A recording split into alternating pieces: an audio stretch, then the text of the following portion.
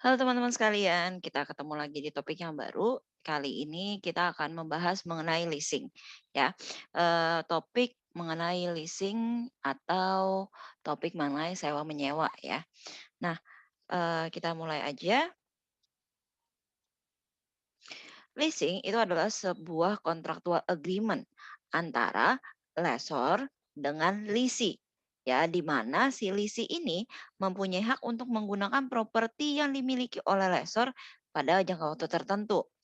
Oke, nah biasanya yang di leasing itu adalah alat-alat IT, transportasi, konstruksi, atau agriculture. Nah, mungkin saya kasih sedikit gambaran aja kali ya, maksudnya dari kalimat itu tuh seperti apa.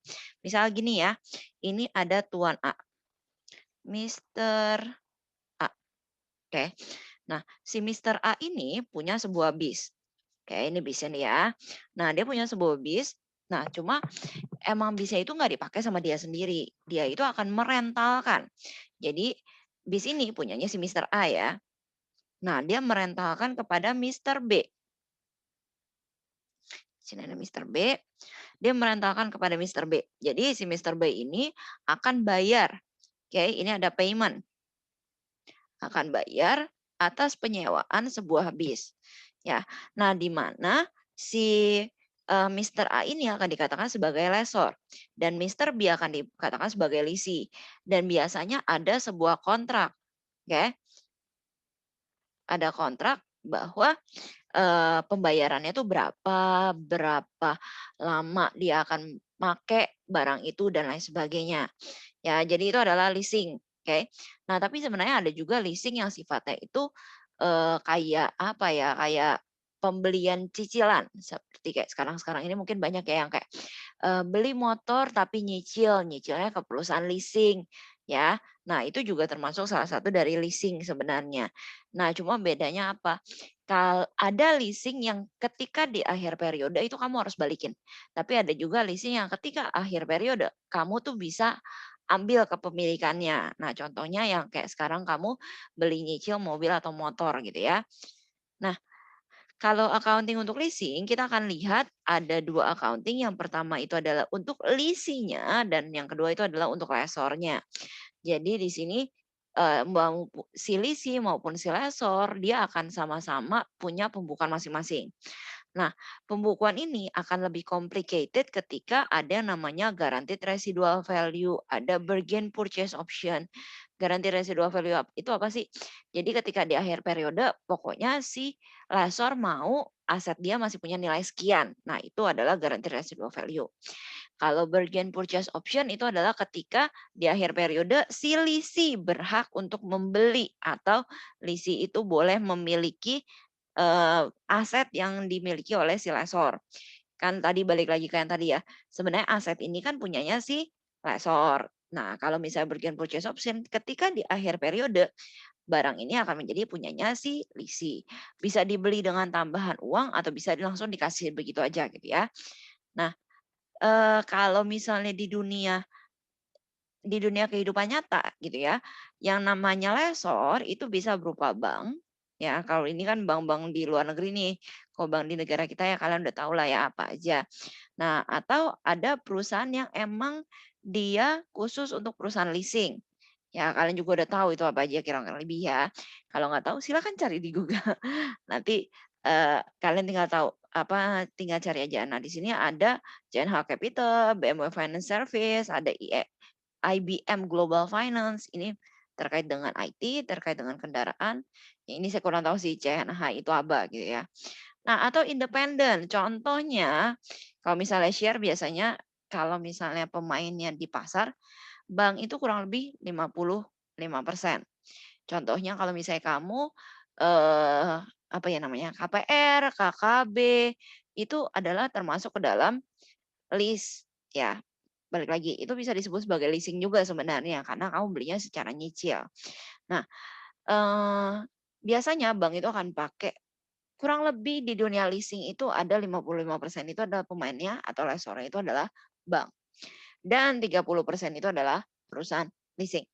Nah, ada juga yang independence, 14%. Independence itu seperti apa sih? Misalnya gini, saya punya rumah, ya. Saya punya rumah, saya menyewakan kepada, kalian gitu ya. Nah berarti saya adalah sebagai lessor tapi independen. Kenapa? Saya bukan bank, saya bukan perusahaan leasing, ya. Jadi kurang lebih ada di dunia nyata, ya itu adalah sekitar 14%. Dan saya yakin mungkin beberapa dari kalian itu juga pernah melakukan yang namanya leasing seperti ini. Contohnya, apa namanya, kredit kendaraan atau kredit nyewa mobil, nyewa ruko, tapi juga mungkin aja ada nggak yang enggak ya kali ya, kayaknya kalimat saya salah kalau bisa dibilang semua dari kalian pasti pernah enggak. Kayaknya enggak ya, karena ada beberapa orang yang emang hobinya selalu beli secara cash gitu. Nah mungkin kalau yang secara cash jarang kali ya bisa ngerasain apa yang namanya leasing gitu ya. Tapi biasanya perusahaan pasti akan melakukan leasing. Karena untuk beli satu aset tertentu yang cukup besar itu tuh mahal dan pakai sumber daya perusahaan yang cukup banyak gitu ya. Tapi di kehidupan sehari-hari kita pasti ada kok orang-orang di sekitar kita yang melakukan leasing gitu ya. Nah, terus apa sih keuntungan dari leasing buat si leasing ya? Nah, pembayarannya fix. Oke. Dia akan punya protection dari obstacle. Misalnya gini, kamu pembayarannya itu ya kurang lebih akan fix pada jangka waktu tertentu gitu. Misalnya kayak dibayarnya, sorry, sebentar.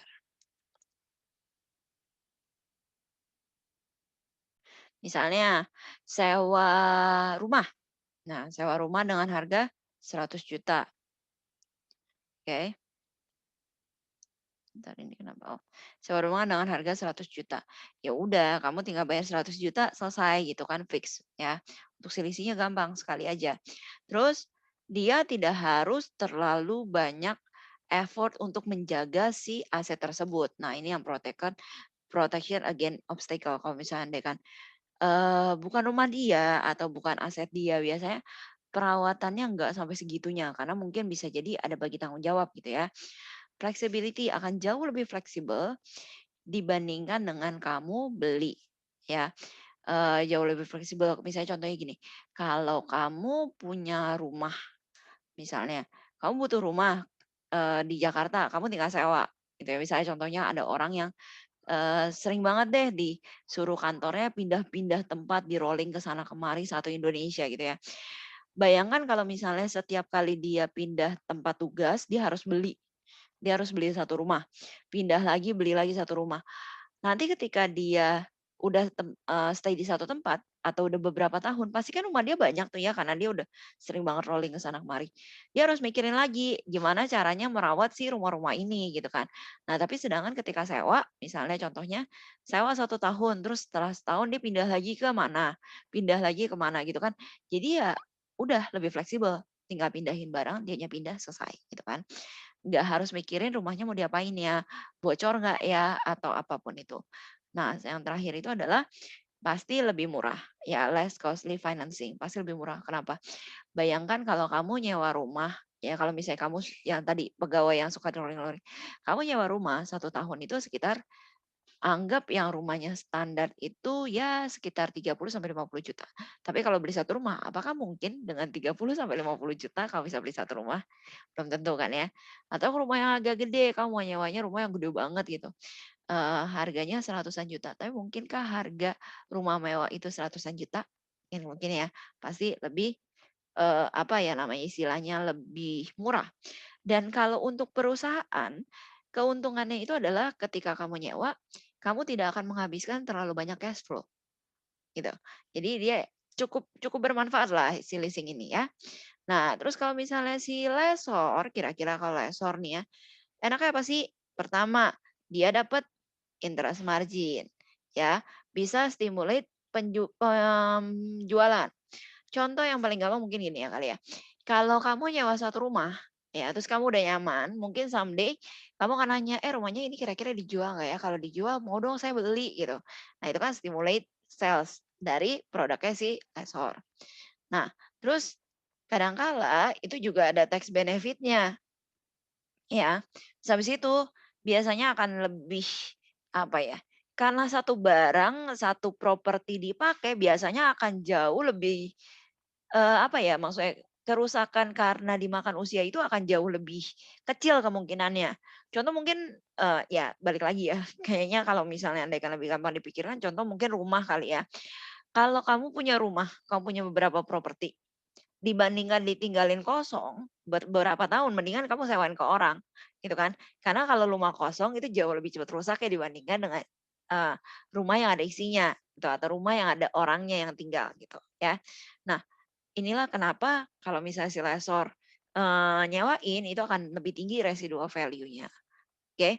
Eee, oke kalau misalnya andaikan terkait dengan si, tax benefit ini, biasanya akan lebih ke apa ya, interest kali ya, interest-nya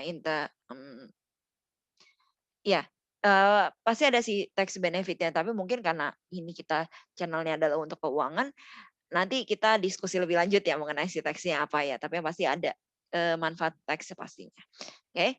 Nah, kurang lebih oke.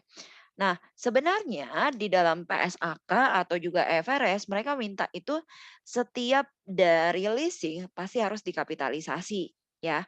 Tapi ada beberapa argumen nih sebenarnya. Ada yang bilang seharusnya nggak dikapitalisasi karena bukan aset kita. Terus habis itu ada lagi yang bilang kapitalisasi itu sama aja dong kayak installment purchase atau pembelian secara installment.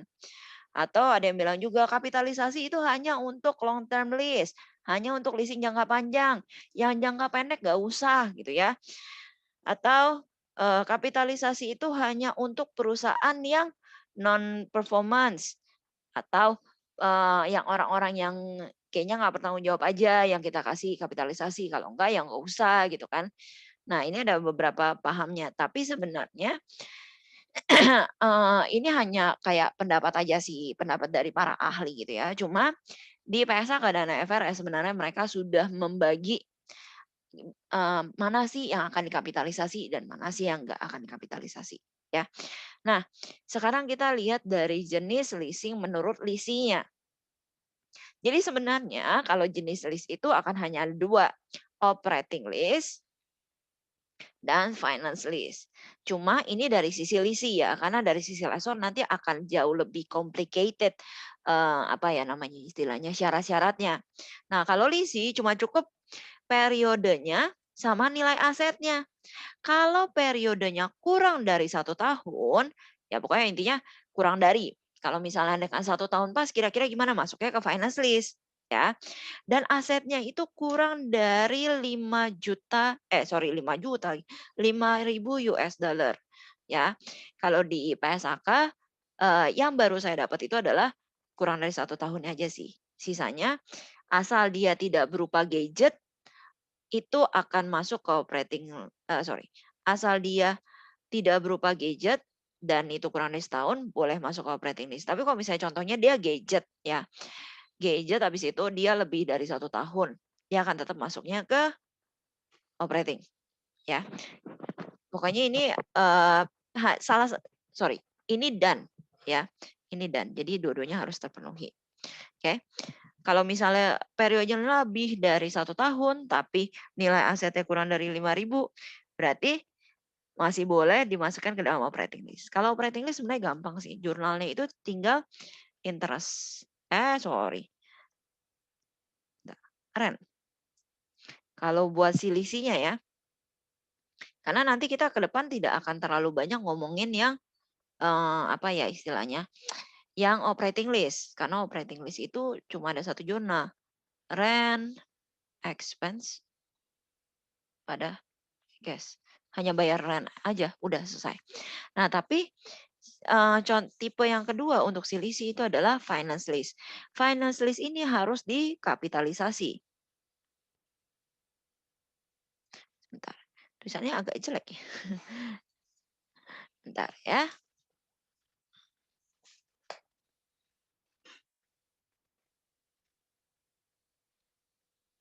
Oke, jadi finance lease ini pasti dikapitalisasi. Nah, syaratnya apa?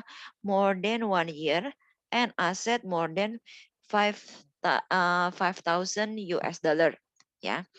Nah, ini adalah syarat dari FRS-nya sebenarnya. Jadi, kalau udah periodenya lewat dari setahun, itu udah pasti masuk finance list ya. atau asetnya nilainya lebih besar dibandingkan dengan apa namanya 5.000 berarti masuk finance lease. Nah, setelah ini tuh masuk ke operating, oke?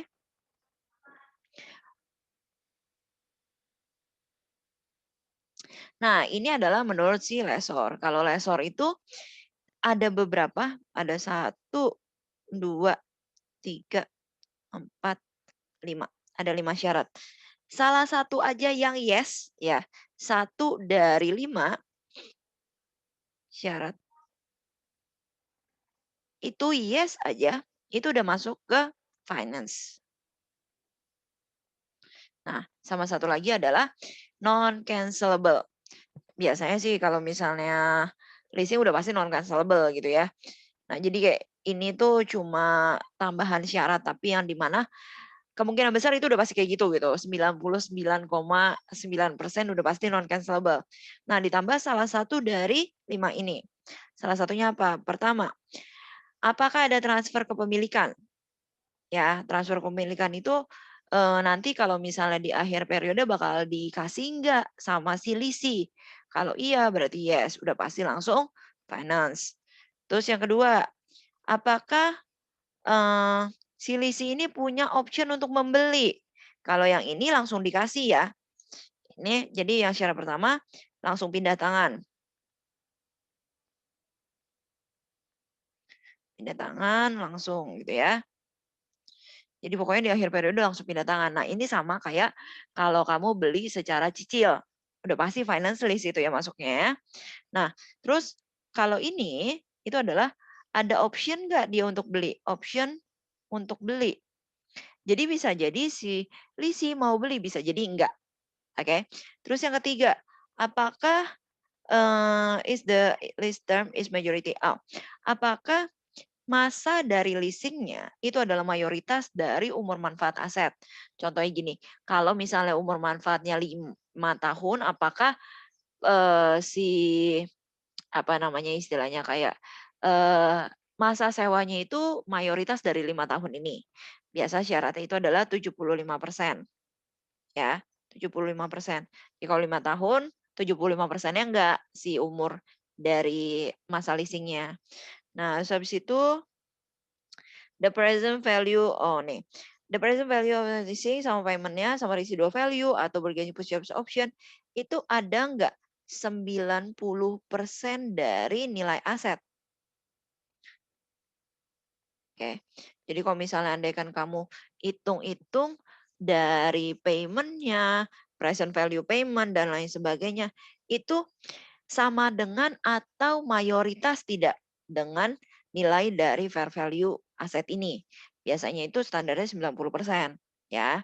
Nah, terus habis itu yang kelima, apakah ketika dibalikin ya ketika si aset ini dibalikin masih bisa dipakai nggak sih sama si perusahaan ini gitu. Misalnya contohnya kalau misalnya kamu itu adalah pabrik pesawat.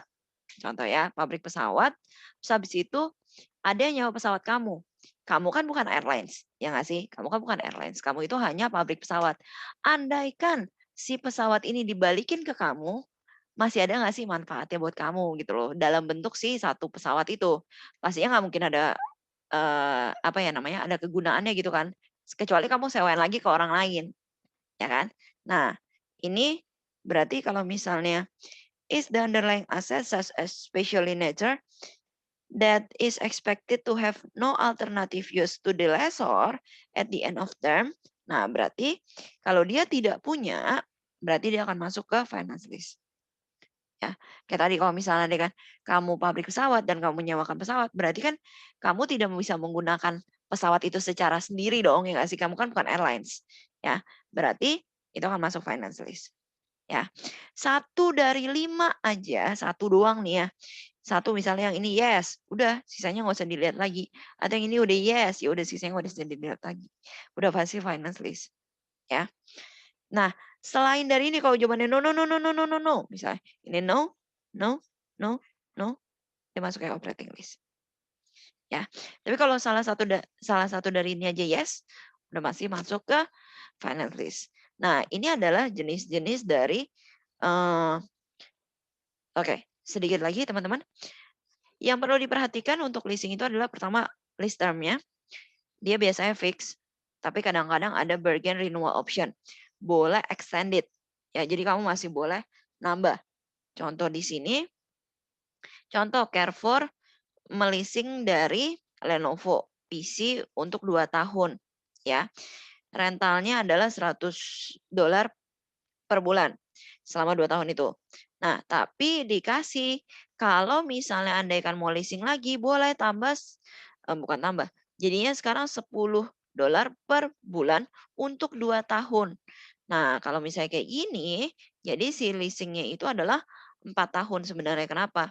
2 tahun pertama dan 2 tahun kedua. Tuh. Jadi kayak ada kalau kayak gini kan pasti diambil ya sama si Carrefour-nya nggak mungkin enggak gitu kan. Nah, jadi lease term-nya akan dibilang sebagai 4 tahun. Oke, lease payment. Lease payment biasanya pasti fix. Mungkin ada someday itu variabel, tapi itu jarang terjadi sih kalau variabel. Nah, biasanya lease payment itu ada masuk guaranteed residual value sama apakah ada pembayaran di akhir periode untuk pembelian ya. Ini bargain purchase option. Tawaran untuk membeli gitu ya. Oke, nah terus habis itu ada selain dari termnya yang perlu kalian perhatikan berapa lama jangka waktunya, terus habis itu pembayarannya berapa, fix atau variabel dan lain sebagainya. Tapi mayoritas pasti fix gitu ya. Sama terakhir adalah discount. Oh ya, sama tadi pembayaran itu terkait dengan apakah ada guaranteed residual value atau bargain purchase option atau tidak. Dan terakhir adalah discount rate. Nah, yang akan dipakai sama si leasing itu adalah implicit. Implicit itu rate yang sudah di-announce sama si lessor. Saya mau pakai sekian ya. Saya mau interestnya sekian. Biasanya pasti ketahuan kok ini. Tapi andaikan tidak ketahuan, silakan pakai incremental borrowing rate. Ya, incremental borrowing rate itu apa sih? Rate yang biasanya untuk pinjaman sejenis gitulah ya. Nah, tapi biasanya pasti ada implicit rate. Kalau ternyata kamu ngerjain soal dan dua-duanya ada nih ya contohnya, silakan pilih yang ini ya, utama ya. Jadi kamu pakai yang utama yaitu adalah si implicit interest rate. Oke. Nah, itu adalah beberapa term yang bakal kalian temui. Oke, nah sekarang ini udah masuk ke dalam contoh dari accounting leasing for leasing. Jadi saya akan cut part ini untuk di bagian accounting for leasing. Oke, so see you next part teman-teman. Thank you untuk attention ya. Bye bye.